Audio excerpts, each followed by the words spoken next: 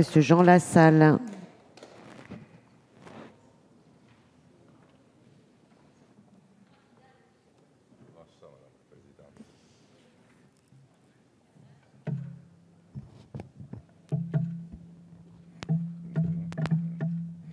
Madame la Présidente, Monsieur le Garde des Sceaux, Monsieur le rapporteur, Monsieur le Président de la Commission, tout d'abord, je viens de la place de la République et j'ai vu la jeunesse éternelle de France se réveiller à nouveau et ça m'a fait plaisir. S'agissant de la justice dont nous traitons ce soir, comme tout un chacun, le sentiment que nous sommes en présence d'un des sujets qui clivent le plus aujourd'hui et qui fracture le plus notre société. Il y a bien sûr le rejet de la finance qui fait l'unanimité, le rejet des politiciens et des partis politiques, le rejet des médias qui arrive assez vite après, sauf des médias régionaux, et puis il y a la justice. Et j'ai rarement trouvé un secteur où il y ait autant d'hommes et de femmes malheureux, les uns parce qu'ils passent des jours et des nuits à travailler, aux magistrats, juges, procureurs et autres, et d'autres parce qu'ils sont totalement indignés par le sentiment que nous sommes dans un perpétuel déni de vérité. Et pourtant, il existe une profonde aspiration, très largement partagée par notre peuple, à la justice. Celui qui est cruellement lésé attend que son sort soit reconnu à son véritable niveau et réparé. Celui qui en est la cause rêve de soulager son esprit et ses entrailles par la parole, l'échange et peut-être le pardon. Peut-être espère-t-il même un nouveau départ, une nouvelle chance, une nouvelle vie. Enfin, celui qui a la terrible charge de rendre la justice au nom du peuple français souhaite pouvoir le faire avec la sérénité indispensable à l'importance de sa décision, avec les moyens adéquats et nécessaires, la compréhension ainsi que le respect dont il a besoin.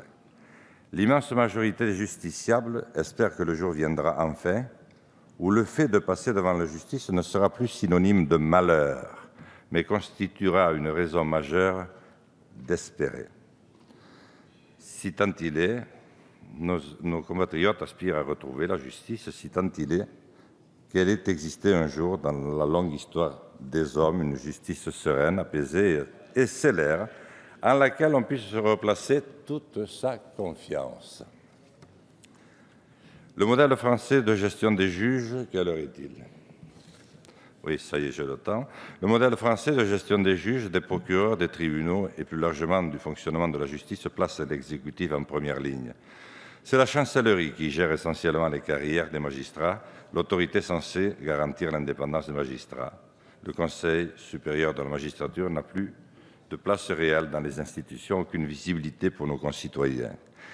Les difficultés actuelles du Conseil supérieur de la magistrature sont de nombreux ordres, moyens financiers, humains, faibles, compétences restreintes, procédures de nomination des magistrats du parquet différentes de celles des magistrats du siège, tutelle maintenue du président de la République. Les blocages autour de ce texte sont essentiellement liés au mode de désignation des membres du CSM et partant de leur réelle indépendance. Certains proposent un tirage au sort, pourquoi pas. En tout cas, ce texte est insuffisant pour parvenir à l'ambition qu'il affiche. Les difficultés rencontrées pour réformer le CSM démontrent clairement combien il devient urgent de faire le point sur l'ensemble du fonctionnement et du dysfonctionnement de la justice de notre pays en termes d'indépendance et d'impartialité. Ainsi, depuis de nombreuses années déjà, la perception de nos concitoyens sur la justice de leur pays, je l'ai déjà dit, est catastrophique, ce qui me paraît particulièrement préoccupant pour notre démocratie. Je m'interroge sur l'intérêt de ce texte, Monsieur le Ministre, alors qu'un projet plus global relatif à la justice au XXIe siècle, tel qu'il était annoncé, serait en cours d'élaboration et viendrait modifier à nouveau dans les prochains mois l'ensemble de notre droit.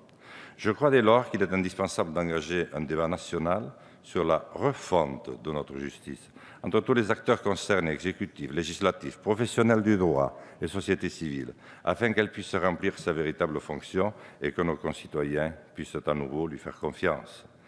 C'est pour ces raisons que je compte, Madame la Présidente, déposer dans les prochains jours sur le bureau de l'Assemblée nationale une proposition de résolution visant à la création d'une commission d'enquête parlementaire sur l'état de la justice en France, parce que je pense qu'avant de construire, oui, ce n'est pas nouveau du tout, mais avant de construire, il faut poser de bonnes fondations.